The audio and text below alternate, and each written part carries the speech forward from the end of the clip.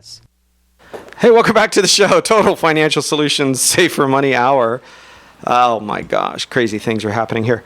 Look, in the financial world, many of you, the first really big financial decision you're going to make in your life as an adult, right, which is 18 years old in this society, is when and whether or not even to take out a student loan. Yeah. And we have seen this time and again. So many times the solution is only one direction. People say, well, we should just make college free. How about if we cut out the layers and layers of expenses that higher institutions, higher learning level of learning institutions from our community colleges?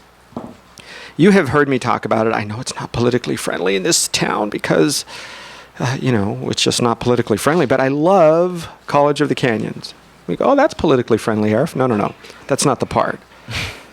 The part that there are millions and millions of dollars in payroll that's being paid for administrators, whether it goes into their, and I don't mean just, let's not say annually, because maybe it's just $1.5 million. I don't know the exact number.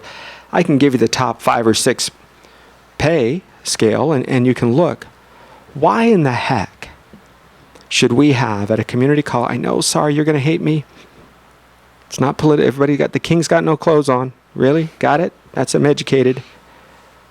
Why in the daylights would we have a non-profit, heck, a government agency that's paying, you guys are paying $50 a semester, right? You're paying nothing, maybe a few $100s a semester to attend community college, all throughout the state of California. It's not much more money than, now the books, boy, those change. And why in the heck do they ever change math? 1 + 1 is still 2. You understand that? It was in the old math book. Algebra is still algebra. The only book that really should be changing on a regular basis might be history, because there's always things happening in today's world. It's happening quickly.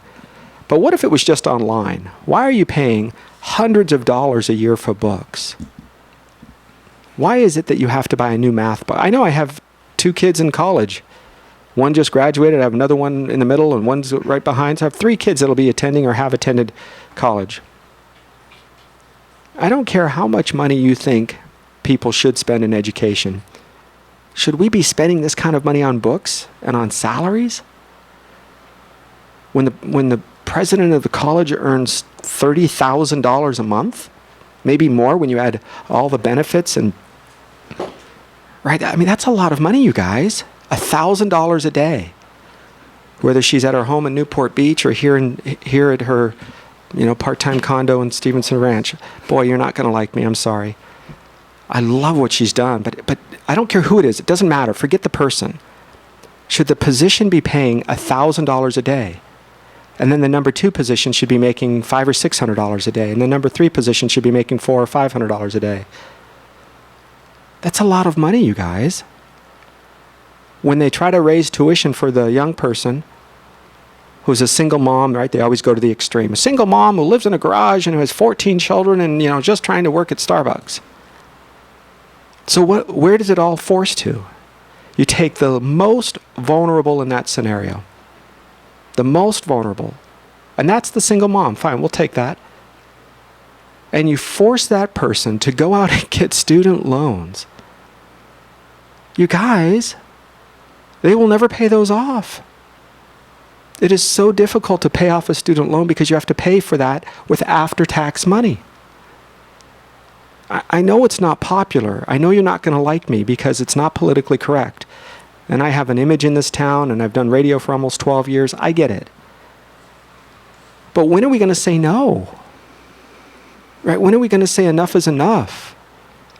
You're burdening these young people, that 18, 19-year-olds, with student loan debt. Whether they start out taking small amounts because they're at community college, because they have to pay $600, $700, $800 for books between, organic chemistry, right?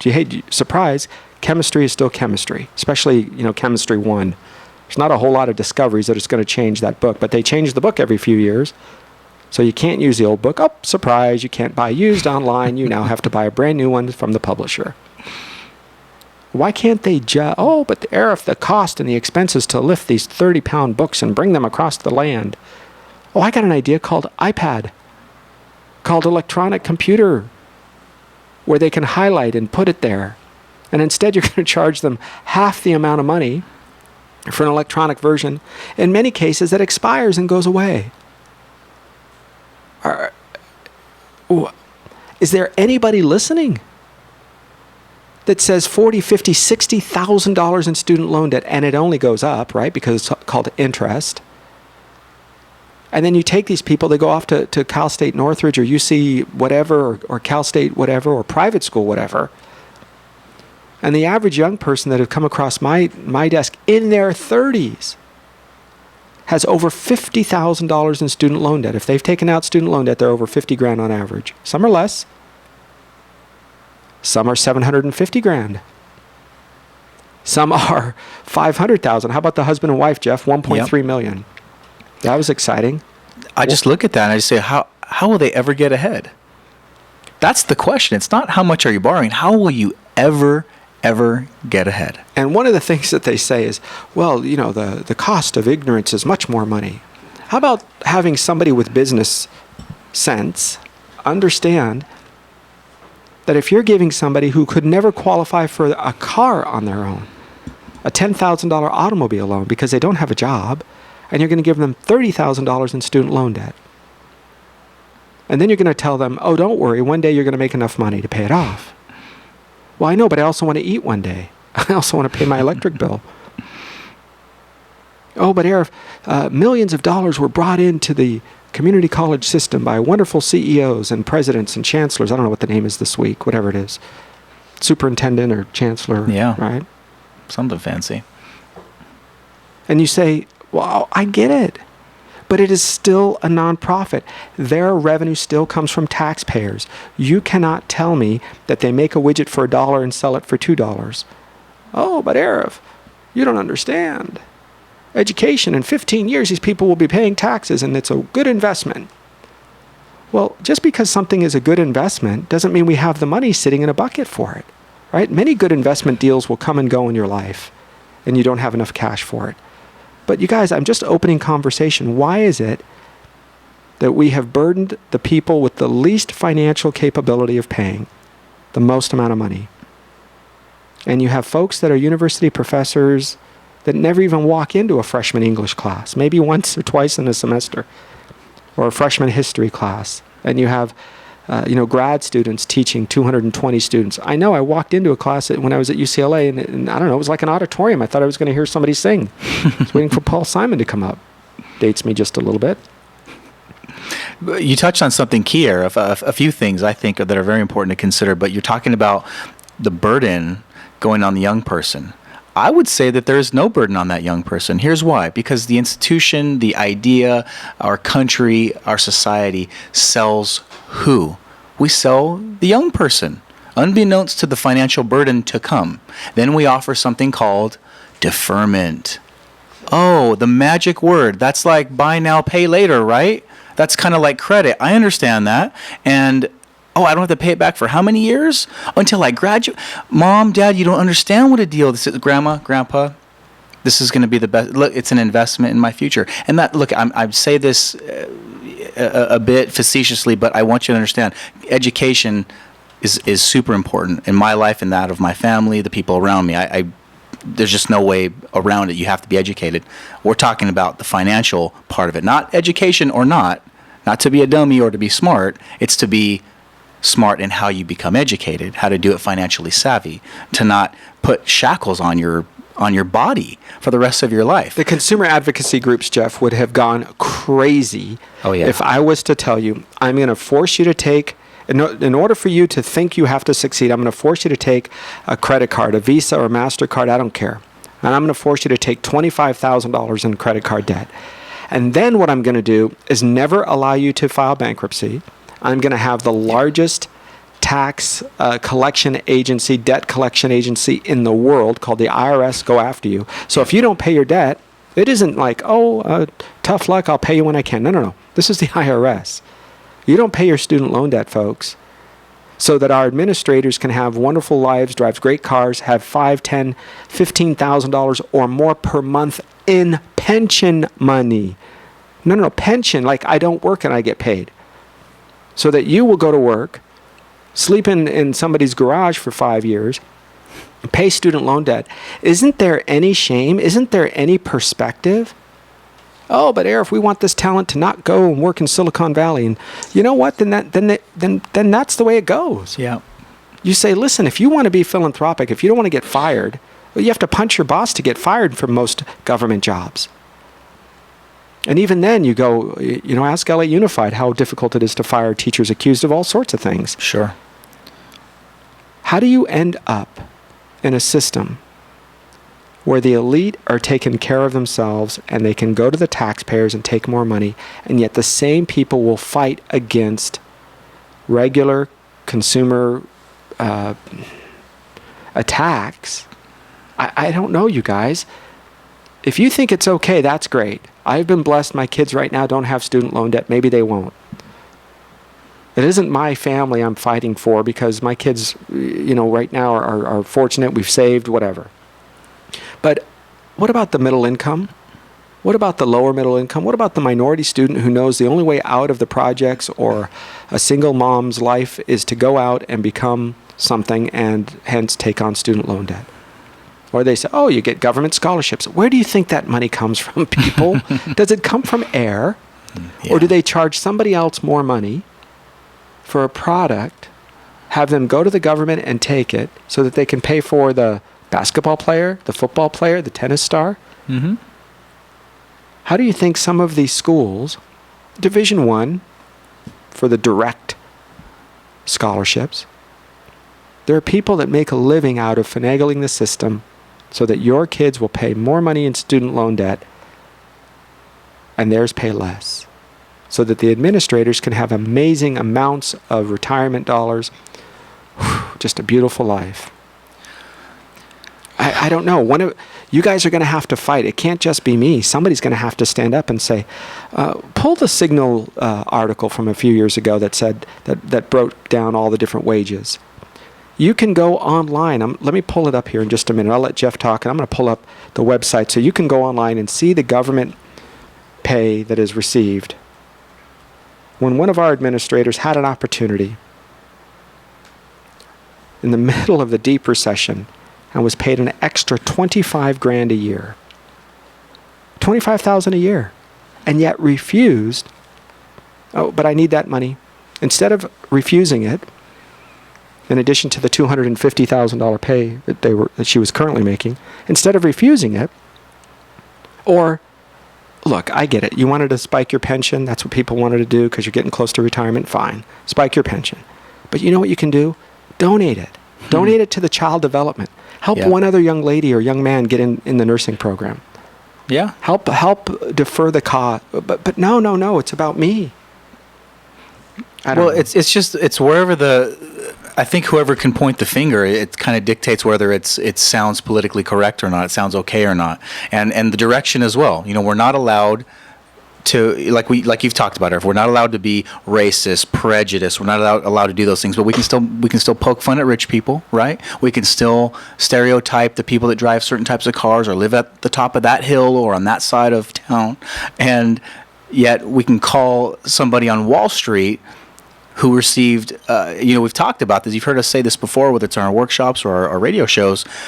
2008 was the greatest financial loss out there in history, right? The greatest loss of wealth in history that we have on recorded books, and it was also the highest year of the year that the highest bonuses were ever paid in Wall Street history. So now we can go, oh yeah, those crooks, those bad guys, the white collar crime, all that great stuff that we can say and get away with that, and yet we have on the other side, well, this is, if you're talking about education, you're talking about people's futures, you're not allowed to say things like that. But I'll tell you, I aside from all of that, I want the individual to win.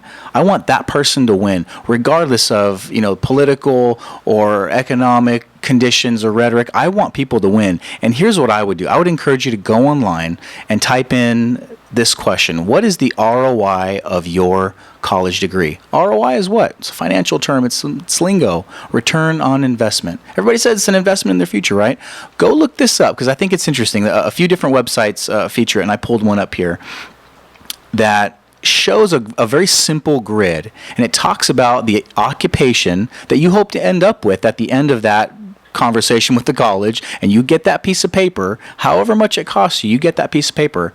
It shows you here the type of occupation, which is the job that you'll be doing after, post-graduation, the number of years it takes to complete that schooling for that professional degree, the cost of the degree, and then, this is the cool part, the after-tax pay. Basically what you can expect to take home, and I'm sure they average this out, across all the jobs across the country in that field. But I also want you to take a look at the monthly payment. And I want you to take a look at the years it's needed to pay. Okay, so here's what that means. Let's break it down, because, Jeff, I think this is great information that people need to gather. I'm going to work. I'm going to school. I go to school so I can get a better job. How much am I going to make at that job? Right. And how long will it take? Because remember, I don't care if the job pays $60,000 a year. You don't receive $60,000. That's right. Your employer has to pay you probably $70,000, $75,000.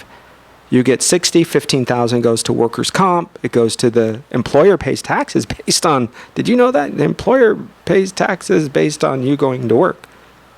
I have to pay for the privilege of Jeff coming to work for us. It is a privilege, by the way. I know. Thank you so much. I meant on me, on my part. Thank you.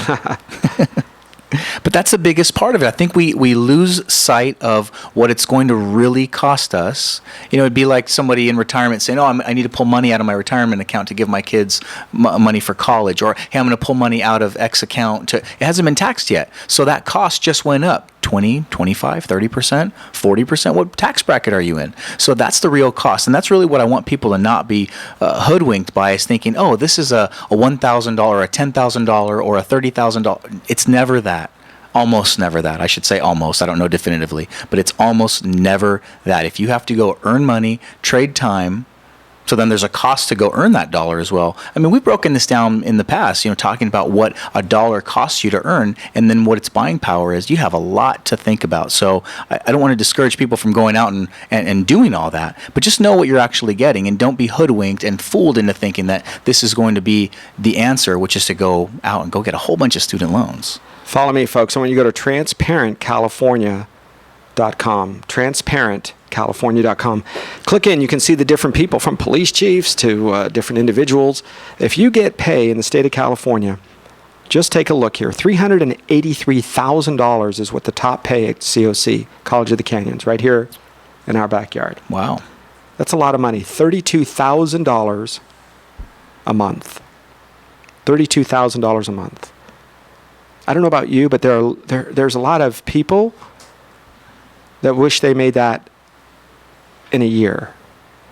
Now, if you're a business owner and you're selling a widget, or you're creating a product, great. But if we're creating products by enriching lives, fantastic. Those lives aren't paying for it. The community is. It's called taxes. Yes, but they would be in prison, or they would be pulling in welfare, and they would be taking money from the system. I got it. Then where's the line? Why don't we pay $1 million a year? If this is a human life, my gosh, I think we should pay everybody that. Teachers should be paid. Teachers, you guys make the biggest difference in young people's lives. That's right. We should pay you $10 billion a year each. Oh, Easily. but then, so where's, $1 a year?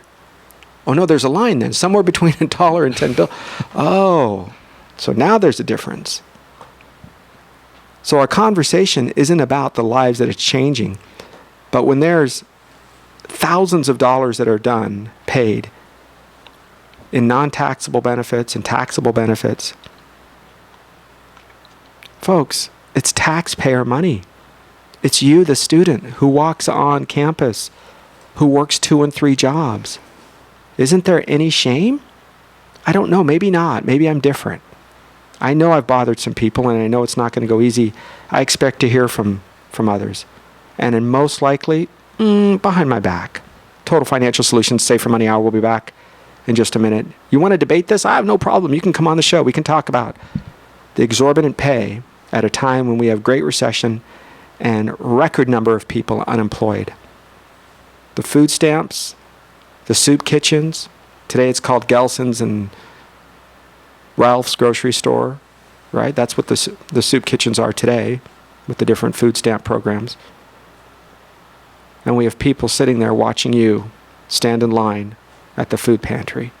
We'll be back at Total Financial Solutions Safer Money Hour on AM 1220 KHTS. Hey, welcome back to the show, Total Financial Solutions, Safer Money Hour, talking about your family's finances, ways you can save money, get out of debt, plan for retirement. And I think sometimes the best strategy for debt is to not get into it. Really talking about young people making decisions that affect the rest of their lives via college loans, student loan debt. It's the most prevalent thing out there today, I think. It's when it surpassed credit card debt. Credit card debt was this great big thing, this big balloon that, had a whole bunch of, steam in it. And everyone says, oh, how are we ever going to get out of credit card debt as a nation? We're a debt society. And then comes along the student loan. And how easy is that to get into? Well, we've seen it. People without demonstrating any ability to pay back this type of debt, they're given loans. You couldn't go and just say, hey, I don't have a job. Credit card company, give me a credit card. Give me $1,000, give me $500, $100. They'd laugh you off their steps, first of all. But because you have something vested in your future, we have now the student loan. And who's backing it? Well, the taxpayers partially. Because we know that if anybody defaults, hey, you can't file bankruptcy on it, right? They don't discharge that anymore. So it falls back on the students. Well, good luck with that. It falls back on their parents, their grandparents, and when they don't have anybody to borrow from anymore or receive that early inheritance, it basically becomes now a debt collection type thing. And who's doing that? The IRS. So here we go. We hire 11,000 agents a few years ago to help out, through the IRS. Not we, but they did, to go chase people's money. Who do you think that costs money? So we raise tax to go find people to raise. I mean, you see, there's this exponential cost involved here because we have a broken system. So now look, the redcoats are coming. You guys hear us saying it, right? Well, they're here. We've got student loan debt. How do we curtail it? How do we curb it a little bit? I think it just goes back to educating yourself. And I don't mean, everybody has to go to an Ivy League school. We were just talking during the break. A lot of folks are starting to jump on the idea that, low cost for education is kind of cool. Hey, you don't have to start out at a 4-year university. Why not do this? Why not learn the value of your dollar instead of, and look, I'm not making friends here. I just want you to, I'd rather you hear what you have to hear and hear what you should hear versus what you want to hear. And here's why. Because I have seen it personally. I have seen someone fall for the lie, and I'm going to call it that. They followed their dream, right? And they failed. Well, so what? It was a business. Fine. It didn't cost them a whole lot. Maybe their time, maybe their little bit of pride. They suck it up and then they go get a job. Yeah, I love it when they say, follow your dream. But now here's the person on the other side. Yeah, no kidding. The money will follow. But now here's the other side of it.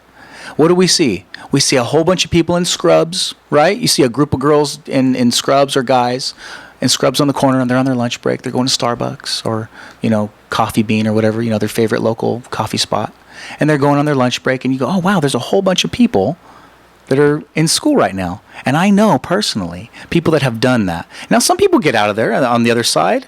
They get an education, they get a degree, some type of vocational degree, and they make some money. Maybe it didn't cost them a lot. But I can tell you, for the people that didn't, they got in, they're wearing the handcuffs, folks. They're wearing the handcuffs to the tune of $40,000, $50,000, $60,000, and they've got a $25,000 a year job. Oh, by the way, they have to pay their rent this month. Oh, and to get back and forth to work, it costs them gas. And you see, I mean, it's kind of a sad thing. Young people do not see the true cost, in my opinion, and at least the folks that I've seen, do not know the true cost of life. Because what do you hear? You ask a young person, hey, what's your plan for, I'm just going to kind of figure it out. Really? You're going to figure out $30,000 a year? You're going to figure out, I don't understand it. And that's a big thing that I think people have to wake up to. 1.3 trillion with a T, trillion dollars in student loan debt. And it's growing. The default rate is getting to be an all-time high where people can't afford to pay it. Who do you blame? Oh, well, and then everybody, all the politicians and the administrators want to blame somebody. Yeah. It's not our wages, right? What is the top 4 people at our local community college? That's over $1 million a year.